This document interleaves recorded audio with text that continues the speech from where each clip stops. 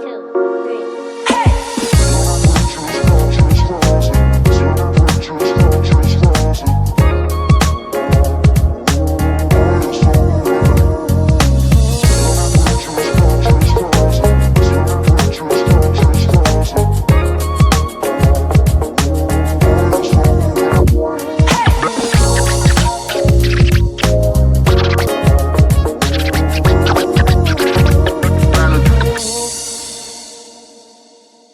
Now, you openly shared about the moment when you raised funds for a startup. This is the Steve Jobs tie in here, Right. only to be pushed out of your own company and left with nothing.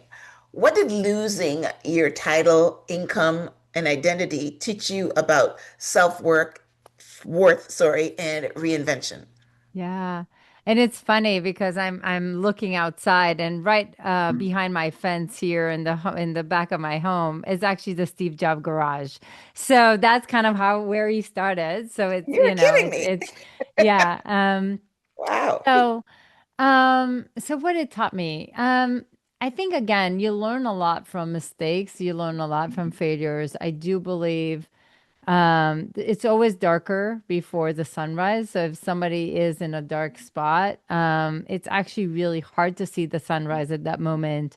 But I can only say that it's coming. So one of the things that it was mind blowing for me is how somebody can like how much you can hurt your confidence in something like this. So suddenly I forgot all my achievements, everything didn't count, and I just felt like a complete failure. Welcome to the Transform Your Mind podcast, the show that helps you heal from past experiences, renew your mind, and step boldly into the life you were created to be. I'm your host, Myrna Young, and today's conversation is especially powerful for anyone who has ever had to start over, whether by choice or by force. My guest today is Ilana Golan, a woman who embodies resilience, reinvention, and courageous leadership. Welcome, Ilana. Ah, thank you. Thank you, Rina. This is so fun to be here and to transform your mind together. Yes. Yes, that's amazing. Yeah, I love your story. So let me share it with my audience. All right. Ilana's stories defiles labels and linear paths. She began her career as an F-16 pilot, I mean, F-16 Lightning. flight instructor. Yes, what amazing feat. And the first female commander in her squadron in Israel's Air Force, making life and death decisions under extreme pressure. From there, she leapt into Silicon Valley, becoming the youngest hire at Intel at the time, rising through engineering, product, and executive leadership, and later helping grow and exit multi-million dollar companies. But what makes Ilana's story so meaningful isn't just her success, it's what happened when everything fell apart. That is the foundation of resilience. After raising funding for a startup, she was suddenly pushed out of her own company and left with no job, no income, and no identity outside her title. Sounds like Steve Jobs. That rock bottom moment became the catalyst for a deep calling. Today, Ilana is the founder and CEO of Leap Academy, one of the fastest growing companies in America, disrupting professional education and helping people build portfolio careers. Careers designed for freedom, resilience, and the future of work. She's also the host of the Leap Academy with Ilana Golan podcast, where she interviews some of the most influential leaders in the world. In this episode, we're talking about breaking down barriers, losing everything, redefining identity beyond titles, and how to create not just a career, but a life and legacy that truly aligns with who you are becoming. If you are standing at the crossroads, questioning what's next, or feeling called to reinvent yourself, this conversation is for you. So let's dive in with that. Long intro. Let's dive in. I mean, I can't wait. Let's dive in. All right. Ilana, your journey is extraordinary, right? This is why I read it all. From being an F-16 flight instructor and the first female commander in your squad to become a tech executive and founder, how did those early days, high-stake experiences shape the way you think about leadership, fear, and decision making today? Oh, that's such a beautiful question. So I think first of all, it's important for everybody to really understand that it's incredible to see how much you learn actually more from failures and mistakes versus from successes, right? Because successes become almost like a norm, like you just kind of live your life and things are okay. But it's actually in the moments that are the hardest and that that actually define you. So if you want, I'll share like a really quick story, Miriam, because I think it was actually in the Air Force, if that makes sense. So it was in the Air Force, and I was supposed to go and teach or create a mission together with somebody very senior, and they were a lot more senior than me, very high ranked commander. And we didn't really have computer, like it wasn't computerized that these days. So I'm kind of aging myself here. But everything was like on pieces of paper, So I was kind of looking to see Yeah. what are kind of like the last few trainings that he's done. And I could see that we haven't done what we call air to ground in a long time, meaning like looking for a certain target on the ground from the air. So it makes sense. Create a mission. We create it together, and we train, and I want to give him feedback. And that's a typical day, man, in my life. But in my back of my mind, there's like a lot of I'm stressed, right? Like I really want to prove to him that women can do this and that Yeah. I can do this just as good as men. And I want to make sure that, because he's so high ranked, I want to make this really great impression. And I remember, how when you have a conversation, you're like, this is not going well. I don't know what, but this is not going well. And I'm finishing my feedback, and then he gets up. He's really tall. He's like a ton more than me, and I'm like this young 19-year-old, and he's like stepping up, and he's like, "Honey, do you know who I am?"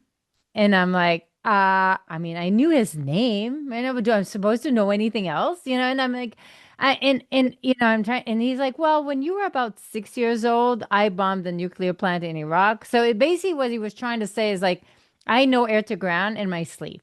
And it's true. Now, it doesn't mean that he'll never make mistakes, and it doesn't mean that what the feedback wasn't correct, but it does mean that I should have said it differently if only I'd known.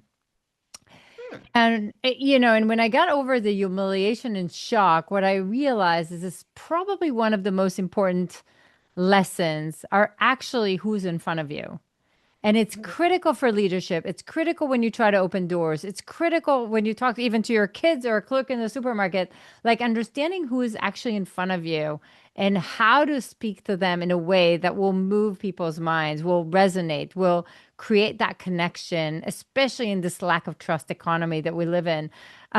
Knowing how to do that is probably one of the biggest gifts that I got in my life. And it all happened because kind of a big mistake. So, but Wow. Wow. but the good news that eventually, I did take that like to my heart, and I realized that we needed to completely personalize the whole experience, in the whole education for all F-16 pilots. That became a mission.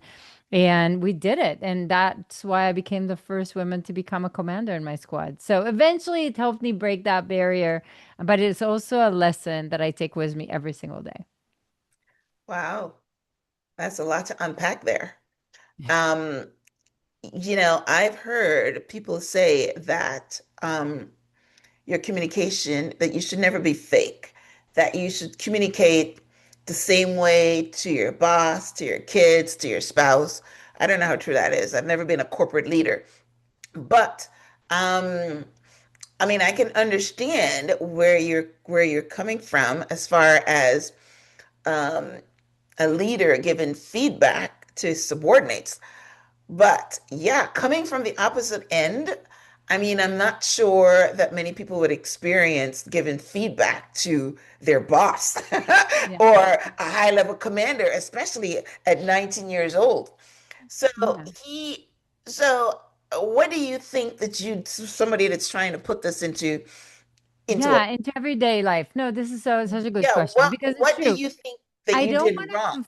Right, confuse I right. don't want to confuse authenticity and being yourself with knowing what words I'm going to choose. So Okay. I'll give you an example. So with this commander, the feedback was still correct, but I should have said it in a way that, hey, super inspired by some of the things that you've done in the past. This was incredible to read. And I do in this case specifically, I believe you should have taken a different angle. What do you think? Right? Like I could have said it Mm, differently. I would still say the same okay. thing, but I would have said it differently. And I think it's the same thing with every single human that you run into.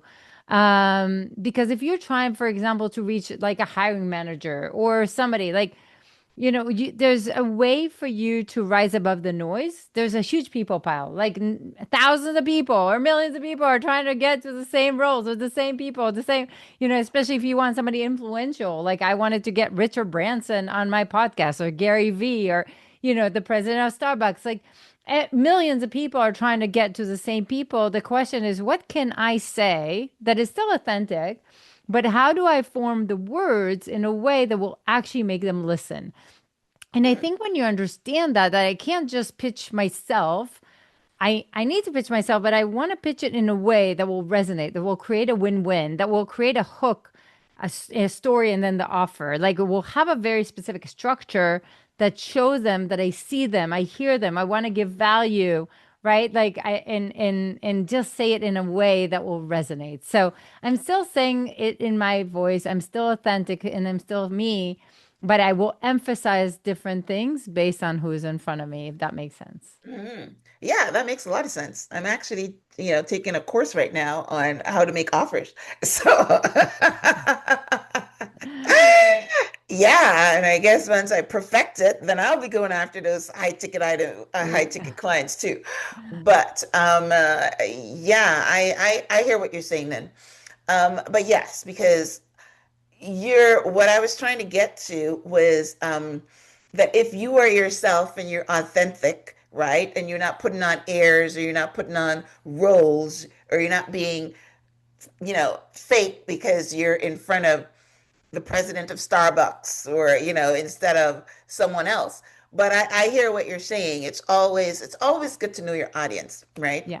Um, and if that's what you learned from that particular interaction, is how to say something where it wouldn't offend someone, but say the same thing. And you're right. That is definitely a skill that leaders and CEOs learn because, even if you take it the other way, like I was saying, when you're giving feedback to a subordinate, it could be it could be your vice president, so somebody that's still high up, but you need to say it in a way that wouldn't offend him. Now, when you're talking to the lower ranks, like the maintenance guy, I don't know, maybe you say something I different. still don't want to hurt them. Like I still want to, and I think that's the gift of leaders is like how do you motivate people and inspire people to go and do the things that you want them to do versus command them. Like I think there's a very different, if when you come to Yes. things in like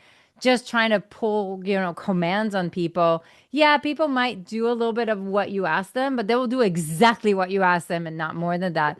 When I can inspire my team to follow a mission and to see a bigger meaning and to see a bigger tomorrow for all of them, but for themselves and our clients and the company, then they get in like they take initiatives, they are more independent, they create a better future for ourselves and for themselves and for the company and for our clients, quite yeah, quite honestly. So I do believe everybody wins when you can actually inspire people to follow and to go after.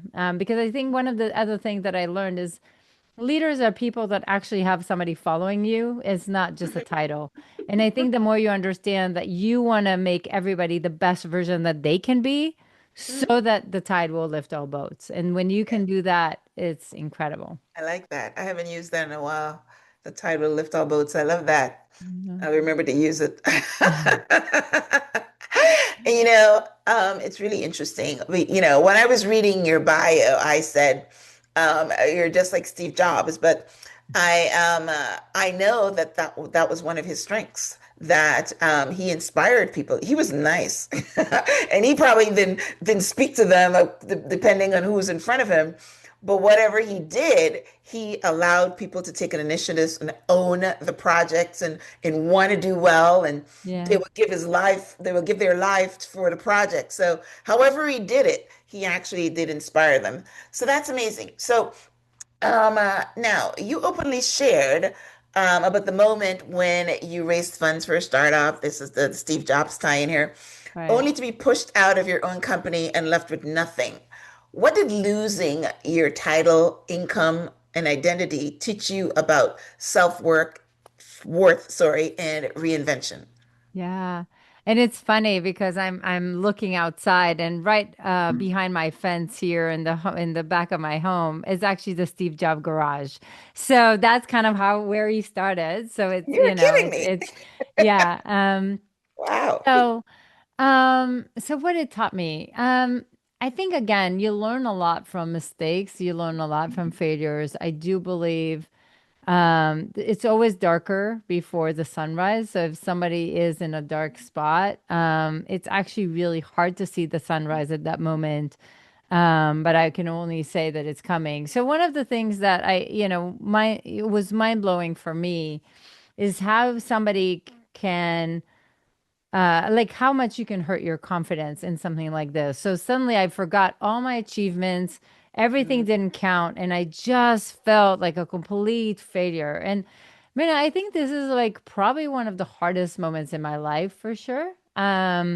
It just felt like I lost everything. And the truth is it wasn't correct. Like I still have a beautiful home. I have my my kids, I have my husband. Like theoretically I should have been grateful and happy, but in practice, I couldn't first of all understand how I let that happen. Like how do you let somebody kick you out of your company? And I think there was a little bit of that. There's a lot of shame, right? Because I told everybody about the company and the money that we raised, and I just felt my ego just went crushing down the drain. And yes, for 2 decades, I built it basically took every moment of my life to build somebody else's dream, but I never thought of building myself in the journey. And for the first time in my life, my identity was always attached to my title, to the company that I was with. And for the first time, it was pretty mind blowing. The first time in my life, I didn't know who is Ilana. I didn't know who she is without the title. I didn't know who she is without the company that I was with. And to make it even worse, I didn't know where I was going. Like I wasn't even sure if I'm going after a job. I'm starting a business. I want revenge. Like honestly, like I had no clue where I'm going, and not knowing what's next for you as somebody who is high achiever, is driven, when everything, the path was always so clear, and suddenly for the first time in my life, I didn't have a path. And that threw me into a whole, downhill spiral. I couldn't sleep at night. I kept feeling like a complete failure. I tried to figure out like what's next. Um, Incredibly hard time. I was snappy at my kids. Like it was so embarrassing because for the first time in my life, I actually had time. I had time at home. I wasn't flying. Like finally I could be the mom that I was meant to be. And I was snappy. I was horrible. I was snappy at everybody.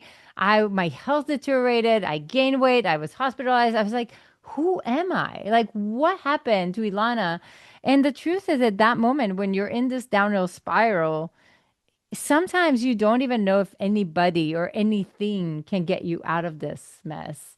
And I remember searching on the internet, like, how do I find my passion? How do I find what my career direction or whatever? And that at that point, it was one of the lowest moments in my life. And I made a promise that if I ever figure this out, I have to tell the world how. And that's the mm, basis of everything I do now. Because eventually I did reinvent and leave, did find I figure out like what's next. Like I started a tech startup, it was acquired. I started mentoring in some of the biggest startup accelerators in the world, like Google and Singularity University and Carnegie Mellon. And I started speaking on some of the biggest stages, and I started advisory roles and board seats and investing in over 100 companies. And I was like, oh my God, this is so weird. Like I'm actually leaping again, again, again.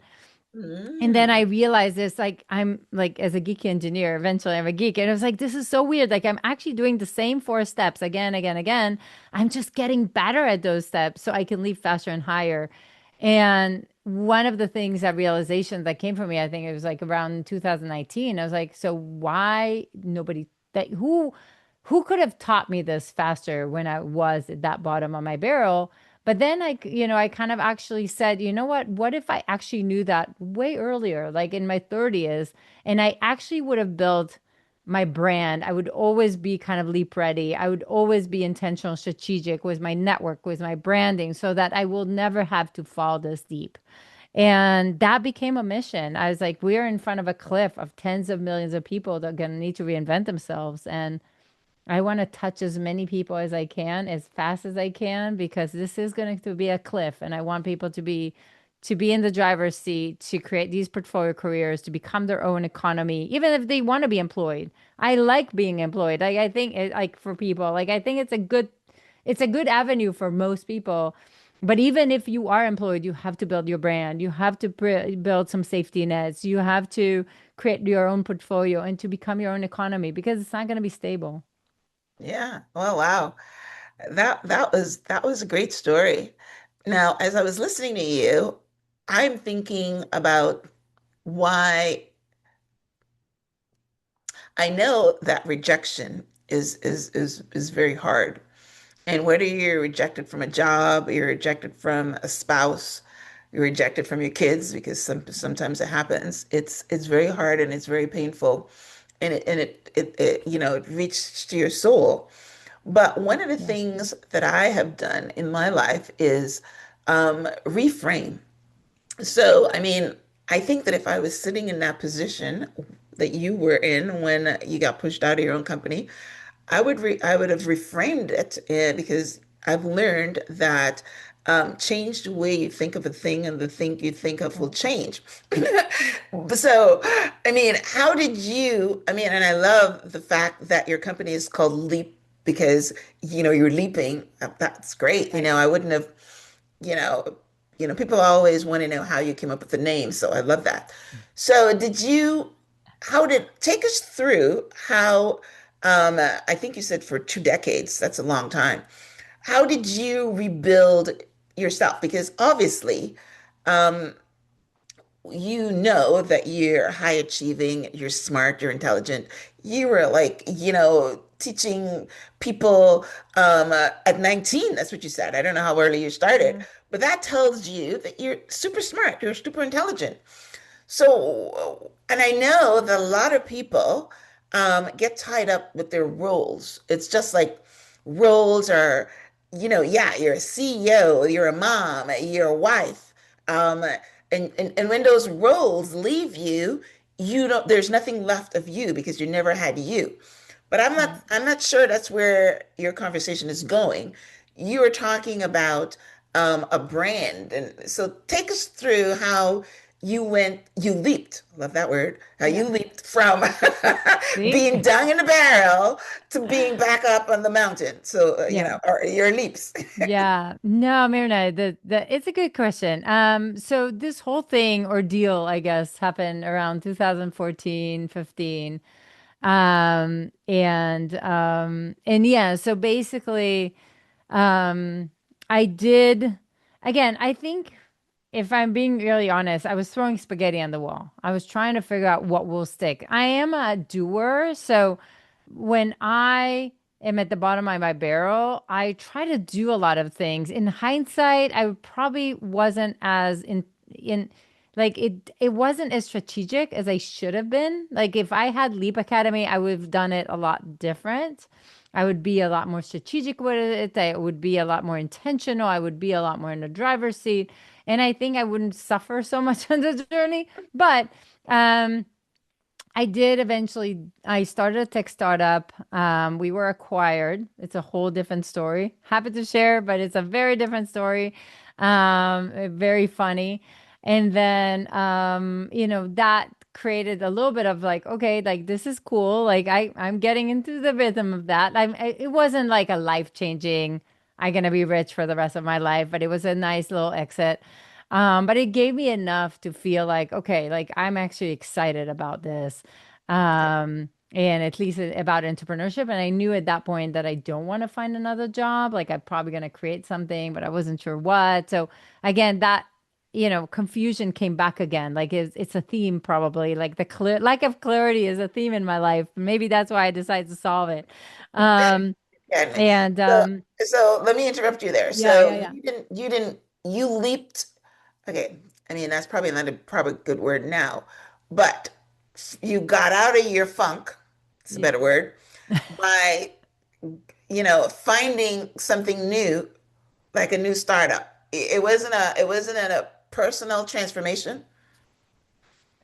At that point, I started a new startup. I think I just got through the motions and I just did my thing. But when I sold it, I started rethinking my life. What do I actually want to do? Because I All knew right, so you that I did it didn't then. want to. Okay, I knew okay, I didn't want to do that startup for the rest of my life. That's why I sold it and I got rid of it. But that was like, okay, so now what, right? And at that point, I actually had two almost dream jobs opportunities, one in the venture capital world, and one in like a very high executive, working in a really big known company. I'm not going to share too much, but and at that point, I realized one had like tons of travel, one had a lot less impact than I wanted. And suddenly I realized that there's actually some must have and rules that if you actually follow, that becomes your compass, that becomes your yes and no. and got you. and I think that became like a seed towards, wait, if it helped me, can it actually help thousands of people or tens of thousands to figure Got out what's next for them, to be a lot more intentional, not to go just over you. whatever they throw spaghetti on the wall, but actually be intentional and strategic with what they're after. And I think this actually, and then it's also about not necessarily what society expects you to do, but it's what you actually want to do and what will actually make you happy. Because again, society thought that I need to be the first woman in this venture capital world. And society expected me to be this executive that work, like society, but society didn't dictate, right? Like they would not need to sit on every red eye every week and not see my kids again. So Right, I need to right. decide what is it that What's I important? need and what Yeah. would make me happy again. And I think that was the seed. And then in 2020, I started Leap Academy. Okay. All right. So, all right. So the personal transformation came a little later when you found yourself. Because what actually happened with you when you went into the barrel because your identity was tied to what you were doing. So I wanted to know if you went internally and tried to find your own identity and not be tied to a title. But you did that later on, finding out Yeah. understanding your compass and what makes you happy and what's the direction. And that again is what you coach your clients on. Because yeah, that is the only way to be truly happy. Because when you're like a hamster wheel and just running around and doing Right. other people's work and doing, this job or whatever, and not understanding, your personal power and things like that, then yeah, when you lose it, and Yes. and you do lose it. Yeah. You do lose it as soon as you are not. I've learned something, it's a bit cynical, but I've learned over the years that you give your life to a company, and as soon as you are not um, uh, beneficial to them any longer, they get rid of you. I Yeah. remember, a couple of times that I got fired. They didn't care that you just had a baby or you just bought a house. They don't care. They just think, Of okay, I course. can't pay you anymore. And they fire you. And people really get upset about that. They really said, how can you do this to me? But that's what they do. And I And learned it's not about them. It's a about long the time ago. company and it's about Yes. their health. And And the Yes. truth is, we'll see a lot more of this. And that's why every single Yes. person needs to start looking at themselves as a, Yes. instead of that employee mindset, to start looking at Mhm. themselves as a portfolio executive and, kind of their own economy. And when they are, it's gold. Like even if you're employed, you can become your own economy. You can do some speaking, you can do some advisory, you can do some consulting, you can do some coaching, you can do some boards, you can do, like there's so many things. There's so much on the menu these days, and people don't leverage it enough. And they can all become their own economy. And that's why I'm so passionate about Leap Academy and what we do with people. Yeah, yeah. My brother was being with a company for about 14 years, and he's a really good salesperson, and he's in this cloud-based world Mhm. where every 5 minutes somebody's buying their company, and they kept him on because he was doing well and stuff like that. But I was talking to him when he lost his job. Finally, he lost his job after 14 years, and I said to him, "Have you never thought about entrepreneurship?" I tell you, I learned about entrepreneurship from Tony Robbins in 1992. So I always had a side hustle. I've always, Mhm. and I wrote a book about it that was called Minding Your Own Business. And minding your own business is, Yeah. is, is your side hustle. You should always have a side hustle. And I'm saying to him, but not everybody is an entrepreneur. He has no interest. He went back to work. No. So not I everybody didn't is like an that. entrepreneur. And the truth Yes. is, I think, Rena, you'll agree with me. I think entrepreneurship is a lot harder than people want to make it It is sound. Like hard. it is. I mean, there's a lot of hard things. And I think, again, if somebody can be happy and be an employee, like absolutely be an employee. However, you Hmm. still need to put, like every CEO knows that they'll leave 5, 10, 15%.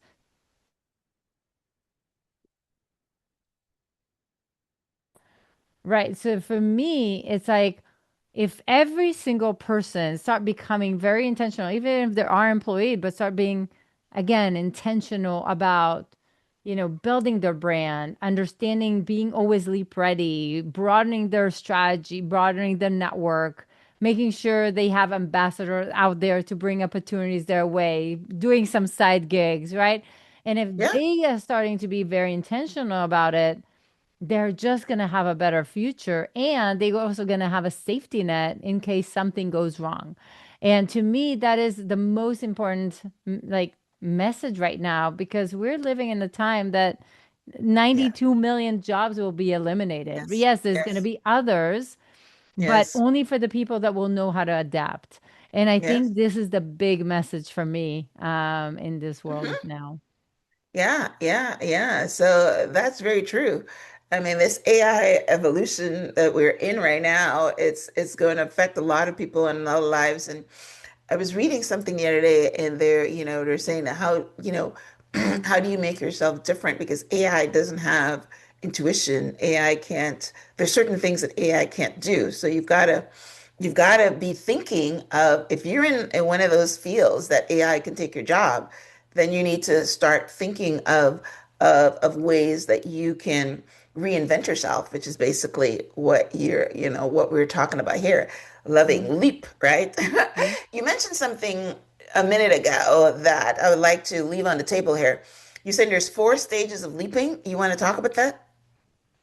I Sure. thought I I heard mean, you say that.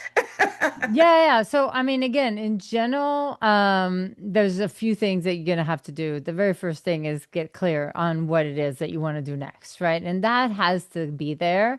And again, there's a lot of ways to, understand your must-haves, understand your zone of genius, experiment with your career. So there's very engineered way, and I wish again I knew that a decade ago. But there's a very engineered way to actually start understanding what it is that I want to do next. The second phase is basically aligning the story with where you're going, not where you are today. And I think one of the mistakes that we all do is we vomit our resume or what it is that we've done now, but we don't really align and emphasize the right points according to where we're going, and that is key, right? People need to understand what kind of doors are we even trying to open. Mhm. The next phase is at least make sure that the basic brand is aligned, right? Because again, it's like you want to make sure the resume is aligned, the LinkedIn is aligned, the website if you have is aligned, right? Like the basic branding. But the more you can actually go in towards like more visibility and more authority, you're actually going to be paid more. Everything is going to be easier for you.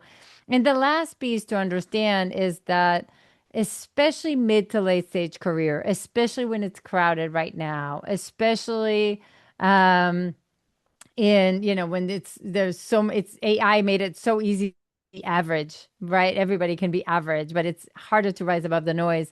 So especially now, all the coolest opportunities are going to come from a hidden market. So whether, again, you're trying to be employed, or you're trying to get clients, or you're trying to get on some stages, or whatever it is that you're trying to do, it's all going to be in the hidden market.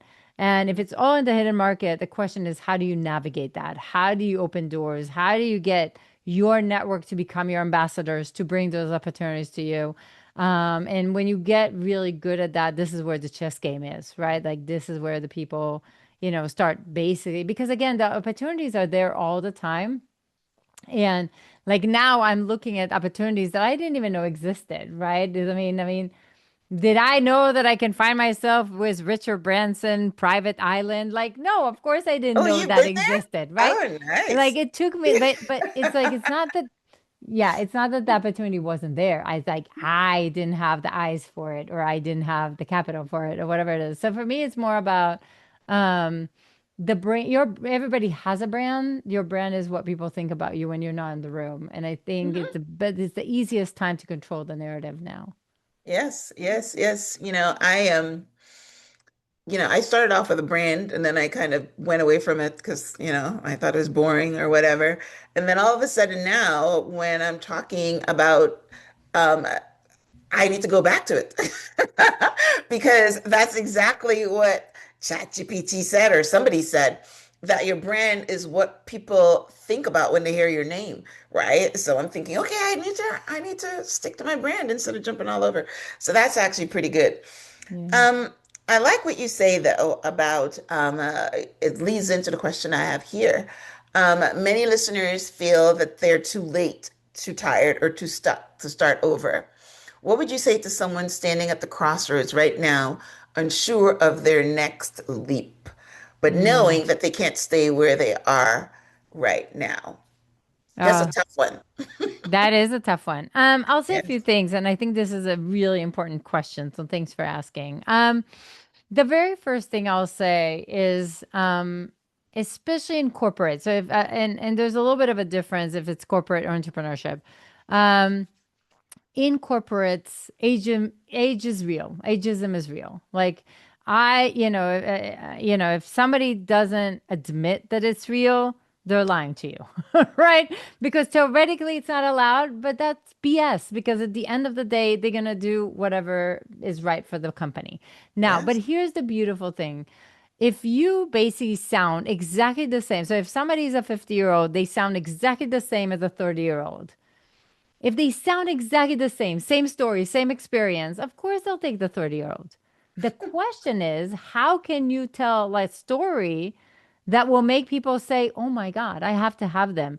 Like, how can you tell a story that they'll take you because of your age, because of your experience, and then guess what? They also pay you premium, etc. So the very first thing I would say is, again, the best thing the best way to combat ageism, at least in the workplace, is with a brand, right? And the more your brand is solid, the better it is. Now, in terms of when is it trying to leap, the one thing that I'll say is, unfortunately or fortunately, I don't think it's an option these days. Like, I wish, there used to be a time when people are like, oh, should I leap? Should I not leap? The truth is, I don't think you have a choice. I think to build yourself, to build your brand, to build opportunities, to build maybe a side hustle that will be, your safety net, I don't think you have an option. Like, I think it's actually malpractice to not do that, because you might find yourself without the steady job of, let me join a place and be there for 40 years and retire with a golden watch. We're kind of seeing it done. It's not almost not there. So No. the truth is, and I don't know if you talk about it, Myrna. It's actually fascinating. So first of all, there's a really interesting graph of how our shelf life of skills is changing. So a few Yes. decades ago, if we had a skill, it used to serve us for 30, 40 years and we would be fine. The shelf life of skills right now is 1 to 2 years. Oh, And it's I heard 10, fascinating. but I mean, 1 to 3 years Not is pretty anymore. So 10 bad. was a few years ago. So it's Wow. incredible. It's like, it's Mhm. literally 2 years. And by the way, the closer you are to technology or to copywriting or to anything that AI is Yeah, like yeah, replacing, it's yeah. going to be, it's AI going is to, changing every month. it's so we are looking at an era where again, you're going to need, because the skills are not there, you're going to need to reinvent yourself every year or Yes. two. It's a need. It's not even like it's not Yeah. even a question. Everybody will have to do it.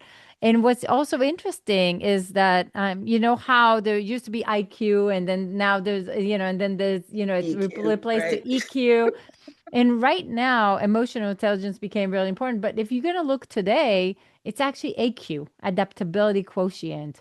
Mm, And basically, adaptability, which is essentially reinventing and leaping, is becoming the most important skill for the future of work. And if you yeah. kind of put it all together, you realize that I don't have the luxury to think whether I need to reinvent and leap anymore. I have to do it. The question is, I don't believe in burning the boats. Like, I don't think you need to throw away everything and just jump into entrepreneurship or something like that, because I think that's also very, very dangerous. But I think if you put it together in the right way and are very strategic about it, you can actually build something on the side that will make the leaping so much safer, so much faster, so much more successful. And that's what I would do. So I hope Well, that helps. that's basically what they teach you that you should. Well, you know, yeah. I mean, I am not a big fan of employment. So, I mean, I know you said it's okay, but you're right. Some people just feel comfortable getting a paycheck. But if you really want to be wealthy, right, then you can't be working for someone else. And that's always been my mindset. You want to be wealthy. But what they teach you is you're talking about Richard Branson and Gary Vee. I'm pretty sure this is their conversation too, is that you have a side hustle and you build it up to where it can replace your income and then you quit your job, right? But yeah, but when you're in that side hustle, when you're in that job, you've got to be reinventing yourself. Um, I think I mentioned that I'm on this course right now with Myron Golden that's talking Oh, about yeah. you love him, right? Make more offers. And basically that's what I'm trying to learn. Make more offers, reinvent yourself.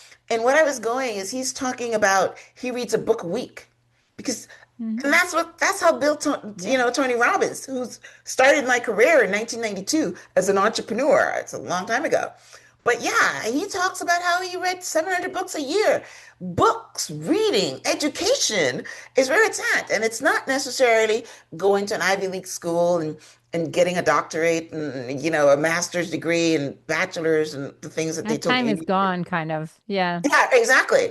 It is just education, books, seminars, whatever you need to do, Leap Academy, all those Mhm. things, that you can learn a skill and reinvent yourself, right? Yeah. So I always have a book in my ear. Yeah. I mean, Me and too. it's never stopped since I was 10. It's not like I learned it now. I mean, I've been an avid reader since I was 10 years old. But yeah, Incredible. I love to read and I continue reading and I continue learning. And then I come in this podcast and I learn more from my guests, all the time. So this is life school. It is. It is But life yes, school. It's you have incredible. got Yeah. you have got to learn. It's the days when you didn't pick up a book after you finished high school are gone, right? Else you're gonna be that pile where they fire you after 40 years and Oh, then yeah. you got to work at Publix bagging groceries or something. So yeah, good conversation to have. You're doing good work because especially in the corporate world, which is probably where you're focused on, it's going to happen.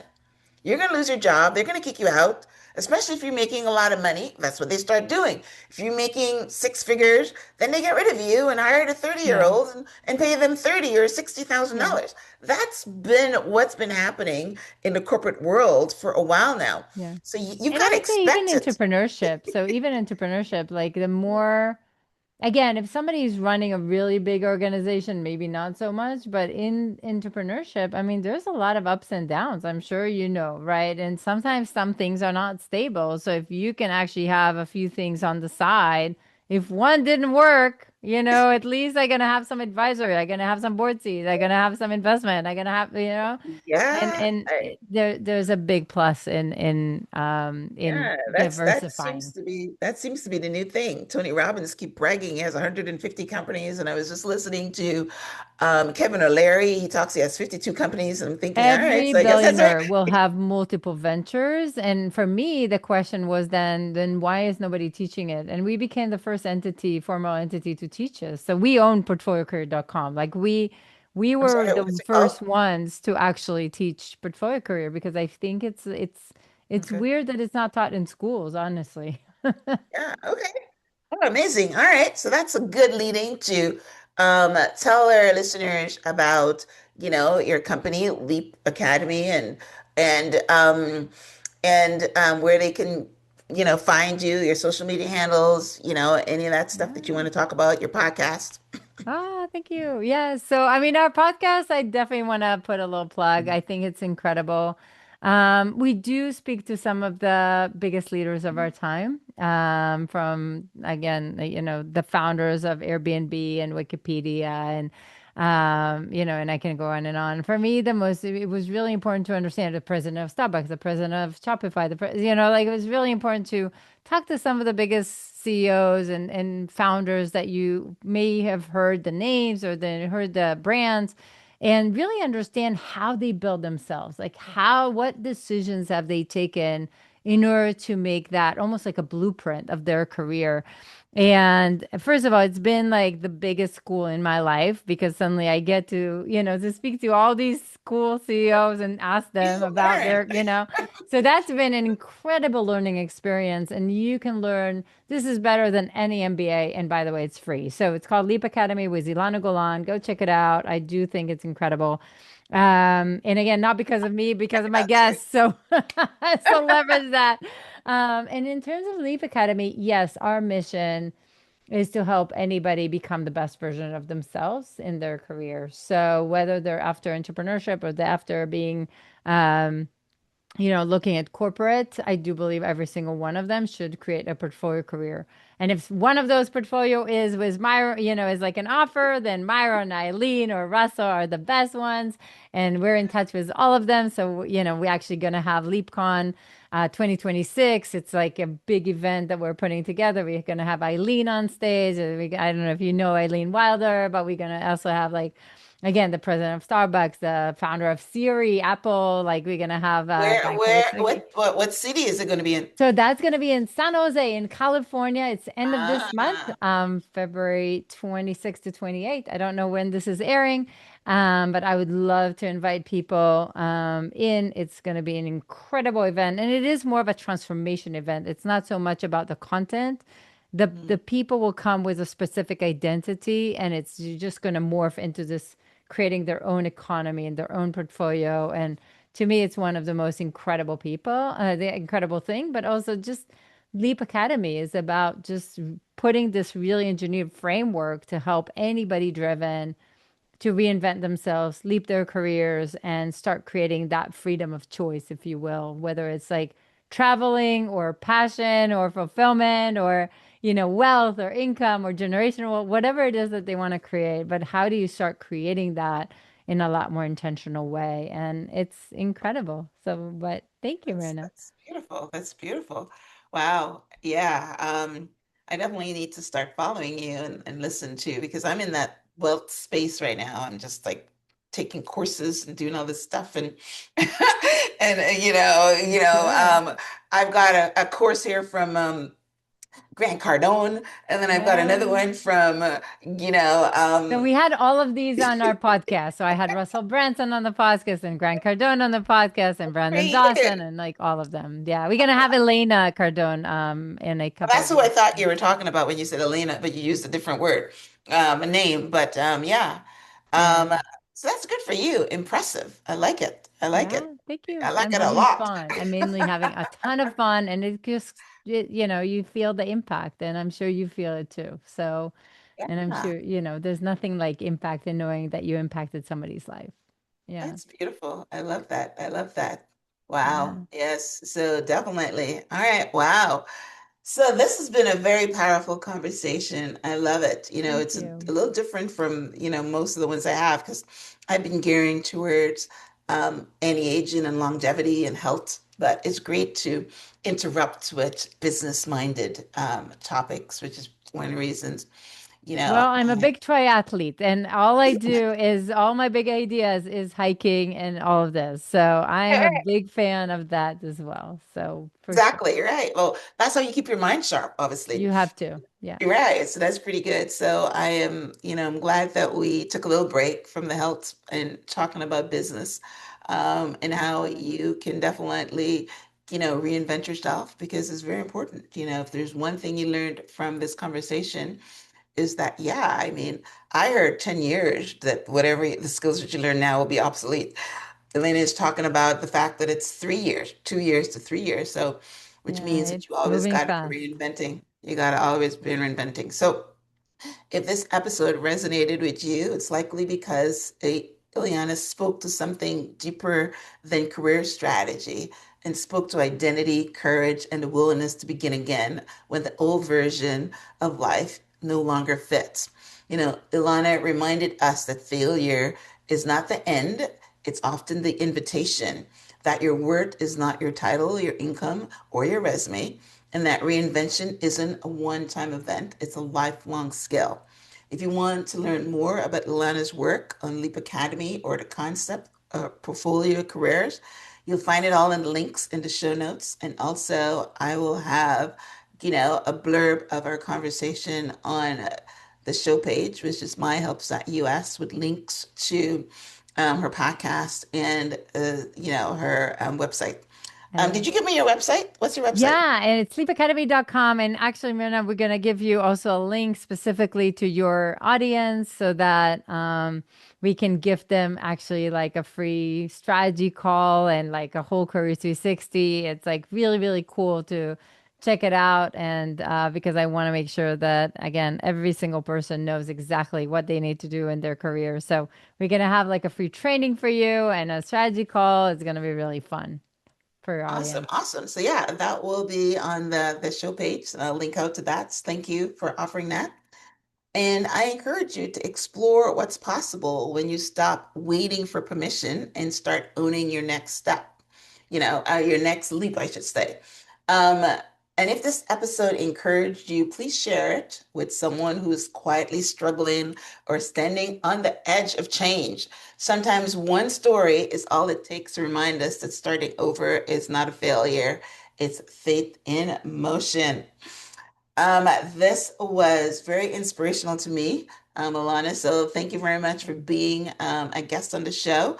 So as we wrap up, do you have any last words that you want to leave with the listeners? I will just say, we have a logo that, or kind of a slogan that we say, it's not about what you make, but it's what you make possible. And I think, just being able to make as much happiness and positivity in the world and just making that possible just makes the world a better place. So let's go, everybody. Yes, yes. It's all about what's possible. Yeah. Yes, set that And thank you, intention. Myrna. Well, you're very welcome. So, thank you for joining me on the Transform Your Mind podcast. Until next time, renew your mind, trust the process, and don't be afraid to leap. My new word. All right. Thanks, Elena. Thank you guys for tuning in. Until next time, namaste.